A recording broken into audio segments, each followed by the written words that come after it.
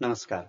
SC complete भइसकेपछि further एजुकेसनको लागि यदि तपाईँ इन्टरनेसनल क्वालिफिकेसनको लागि सोच्दै हुनुहुन्छ, खोज्दै हुनुहुन्छ भने यो भिडियो चाहिँ तपाईँको लागि सही हुन सक्दछ।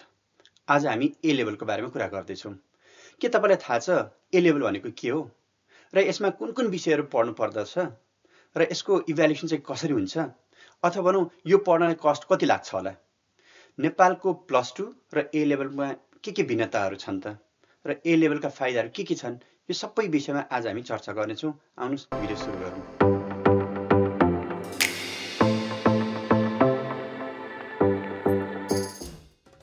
ए लेभल अथवा general certificate of examination advance level भनेको चाहिँ युके को एउटा क्वालिफिकेसन हो र यसको हिस्ट्री अलिकति हामीले हेर्ने हो भने यो 1958 तिर सुरु भएको छ भने अहिले विश्वव्यापी रूपमा यो फैलिएको छ। विश्वका 160 भन्दा बढी देशहरू र 10,000 भन्दा बढी क्याम्ब्रिज स्कुल्सहरूद्वारा यो वर्ल्ड वाइड अहिले भएको छ र यसको क्वालिफिकेसन विश्वका सबै देशहरूमा प्रायः जसो एक्सेप्ट गरिन्छ र UK, USA, Canada, Germany, Australia अथवा यी विभिन्न देशहरूमा, युरोपहरूमा यसको क्वालिफिकेसन चाहिँ एक्सेप्ट गरिन्छ। यो नेपालको +2 जस्तै 2 वर्षको हुन्छ। पहिलो वर्षलाई एडभान्स सब्सिडियरी अथवा एएस भनिन्छ भने दोस्रो वर्षलाई ए2 भनिन्छ र एएस र ए2 जोडेर कम्बाइन रूपमा चाहिँ यसलाई हामी एडभान्स लेभल अथवा ए लेभल चाहिँ भन्ने गरेका छौँ। इन जेनरल तपाईँले एसईमा राम्रो ग्रेड ल्याएर पास गर्नुभएको छ, उत्तीर्ण गर्नुभएको छ भने तपाईँ यसको लागि चाहिँ इलिजिबल हो। तर कति कलेजहरूले चाहिँ आफ्नो इन्ट्रान्स एक्जाम भनेर छुट्टै क्राइटेरिया बनाएको हुन सक्दछ र उनीहरूले सब्जेक्ट वाइज ग्रेडहरूलाई पनि अब्जर्भ गरिरहेको हुन सक्दछ र यसर्थ तपाईँको जेनरली एसई पास भएपछि तपाईँ एडभान्स लेभल पढ्न पाउनुहुन्छ भने कलेज वाइज चाहिँ यसको अलिकति क्राइटेरियाहरू फरक पनि बनाएको हुन सक्दछ। यसको लागि तपाईँले कलेजमै बुझ्नुपर्ने हुन सक्दछ।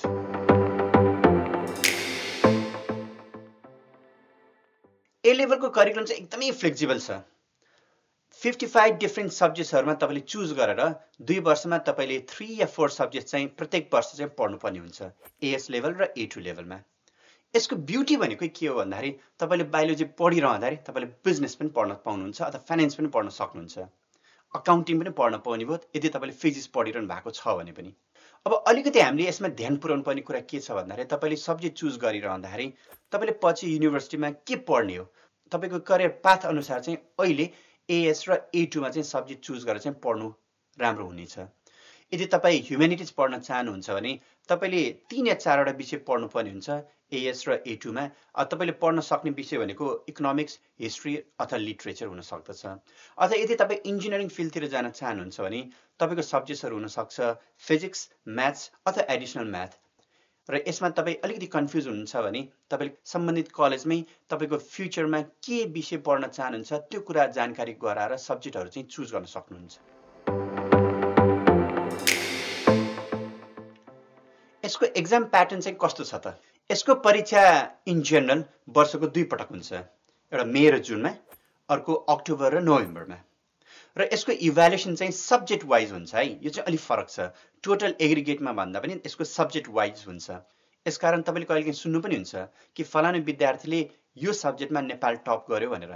यहाँ चाहिँ एग्रिगेटमा होइन कि सब्जेक्ट वाइज यसको इभ्यालुएसन हुन्छ र यो एक्जाम मोनिटरिङ गर्ने संस्था चाहिँ इन्टरनेसनल बोर्ड नै हुन्छ, जुन चाहिँ क्याम्ब्रिज एसेसमेन्ट इन्टरनेसनल एजुकेसन भन्ने संस्थाले गरिरहेको हुन्छ। क्याम्ब्रिज युनिभर्सिटी अन्तर्गतकै यो एउटा चाहिँ एक्जामहरूलाई मोनिटरिङ गर्ने वर्ल्ड वाइड परिचालित एउटा संस्था नै हो र यसमा लिनियर एसेसमेन्ट मोडल अपनाइएको छ जसमा यो 3वटा उपायहरू बताइएको छ। यसको डिटेल चाहिँ तपाईँले कलेजमै बुझ्न सक्नुहुन्छ है।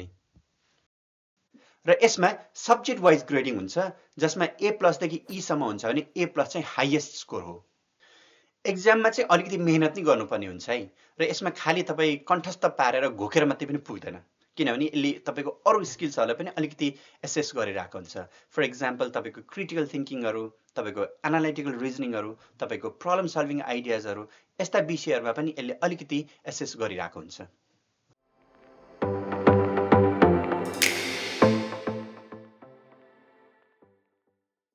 इन जेनरल +2 भन्दा ए लेभल अलिकति महँगो देखिन्छ। फेरि पनि कलेज अनुसार चाहिँ फरक छ। इन जेनरल प्राय कलेजहरूले मन्थली फिजहरू, रिसोर्सेसहरू, लाइब्रेरीहरू, डिपोजिट्सहरू, सेक्युरिटिजहरू र एक्जाम फीहरू भनेर विभिन्न विषयमा लिइरहेको हुन्छ र यसर्थ तपाईँले कलेज पढ्नुभन्दा अगाडि नै फी सम्बन्धी चाहिँ राम्ररी जानकारी लिएर मात्रै एडमिसन अथवा तपाईँको स्टडीहरूलाई चाहिँ कन्टिन्यू गर्नु चाहिँ राम्रो हुन्छ। तर यहाँनिर एउटा बुझ्नुपर्ने कुरा के पनि छ भन्दाखेरि स्कलरसिपको स्किमहरू पनि रहेको हुनसक्छ र यसकारण तपाईँले स्कलरसिपहरू पनि हेरेर त्यसको लागि पनि अप्लाई गर्न सक्नुहुन्छ। ए लेभल र +2 बिचमा के भिन्नता छ त? पहिलो डिफरेन्स भनेको ए लेभललाई चाहिँ क्याम्ब्रिज युनिभर्सिटीले रेगुलेट गरेर राखेको हुन्छ भने +2 लाई नेपालकै नेसनल एक्जामिनेसन बोर्ड एनइबीले चाहिँ रेगुलेट गरेको हुन्छ।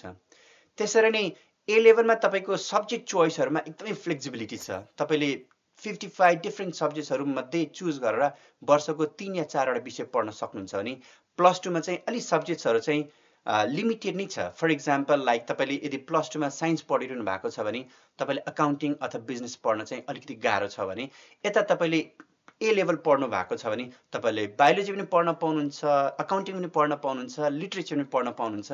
तर फेरि याद गर्नुपर्ने एउटा कुरा के हो भन्दाखेरि कलेजमा पछि तपाईँ सकिसकेपछि युनिभर्सिटीमा तपाईँ के पढ्न चाहनुहुन्छ त्यो अनुसार चाहिँ सुरुमै ए लेभलमा सब्जेक्ट चुज गर्नुपर्ने हुन्छ भने यता +2 मा सब्जेक्टहरू अलरेडी मोरलेस डिटरमाइन भएको पनि हुन्छ।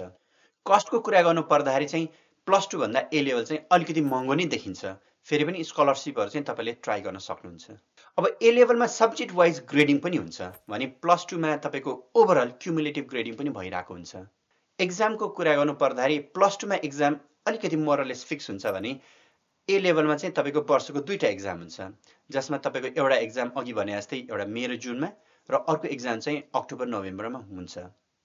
अर्को ए लेभल भनेको यो इन्टरनेसनलले नि अलिकति एक्सेप्टेड क्वालिफिकेसन हो भने +2 जुन सर्टिफिकेट छ तपाईँले पछि बाहिर पढ्नु पर्यो भने इक्विभ्यालेन्सी चाहिँ गराउनु पर्ने हुन्छ। ए लेभलमा तपाईँको critical thinking, analytical thinking, logical reasoning जस्ता सफ्ट स्किलहरूलाई अलिक बढी जोड दिइन्छ भने तपाईँको +2 मा चाहिँ कता कता ती कुराहरू पनि छन् तर मेमोराइजेसन पनि उत्तिकै चाहिने हुन्छ।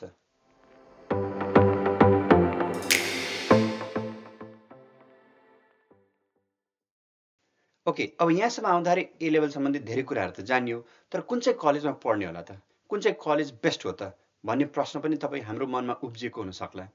यसको के उत्तर होला त? अब यो चाहिँ बेस्ट कलेज हो भनेर भन्न सक्ने उत्तर चाहिँ मसँग पनि छैन। कतिलाई लोकेसनको हिसाबले, कस्टको हिसाबले, ब्रान्डको हिसाबले, नेमको हिसाबले कुनै कलेजहरू मन परिरहेको हुन सक्दछ भने कतिलाई चाहिँ ती केही पनि कुराले मतलब नगर्न सक्छ। तर यहाँनिर एउटा महत्त्वपूर्ण कुरा के हो भन्दाखेरि तपाईँ जुन कलेजमा गए पनि त्यो क्याम्ब्रिज स्कुल हो कि होइन चाहिँ तपाईँले बुझ्नै पर्छ है। एक्रिडेसन छ कि छैन, त्यो कलेजले स्वीकृति लिएको छ कि छैन हेरेर मात्रै कलेजमा ए लेभल पढ्न म अनुरोध गर्न चाहन्छु। अब ए लेभल एफिलिएसन लिएको छ कि छैन, पर्मिसन छ कि छैन भनेर कसरी चेक गर्ने यो चाहिँ म तपाईँलाई देखाउँछु। ओके, सबभन्दा पहिले हामीले खोलौँ यो cambridgeinternational.org, त्यसपछि वाइ चुज अस भन्ने छ, वाइ चुज असबाट फाइन्ड अ क्याम्ब्रिज स्कुल गरौँ। यसलाई म क्लिक गर्दैछु र त्यसपछि सेलेक्ट अ लोकेसनमा यहाँ हामी नेपाल चुज गरौँ, नेपाल, त्यसपछि सिटी चुज गरौँ। फर इक्जाम्पल म काठमाडौँमा कुन कुन छ त्यो हेर्न खोज्दैछु, सर्च। ओके, काठमाडौँको हामीले हेर्न खोज्छौँ 24 वटा सेन्टर्सहरू, 24 सेन्टर्स म्याचिङ भनेर आइरहेछ भनेपछि काठमाडौँमा 24 वटा यसरी सेन्टरहरू रहेको छ। Let's check for Lalitpur. ललितपुरमा कतिवटा रहेको छ त? ललितपुरमा चाहिँ 7 वटा रहेको छ। अब 7 वटामा नामहरू पनि यहाँ सबै आउँछ, यसरी तपाईँले चेक गर्न सक्नुहुन्छ। अब फाइनल एउटा म चेक गर्छु, लेट्स सपोज पोखरा, चेक। पोखरामा चाहिँ 3वटा, यसरी हामी हेर्न सक्छौँ। तपाईँले find a Cambridge school, cambridgeinternational.org मा गएर फाइन्ड अ क्याम्ब्रिज स्कुल गरेर यहाँ सेलेक्ट अ लोकेसन नेपाल र सेलेक्ट अ सिटी टाउन गरेर यसरी तपाईँले छान्न सक्नुहुन्छ। अब संक्षेपमा भन्नु पर्दाखेरि चाहिँ ए लेभल अलिकति च्यालेन्जिङ छ, येट फ्रुटफुल पनि छ। विदेशमा गएर इन्टरनेसनल डिग्रिजहरूलाई अब्टेन गर्ने सोचमा हुनुहुन्छ भने यो चाहिँ तपाईँको लागि फलदायी हुन्छ, यसमा चाहिँ तपाईँले विचार गर्न सक्नुहुन्छ।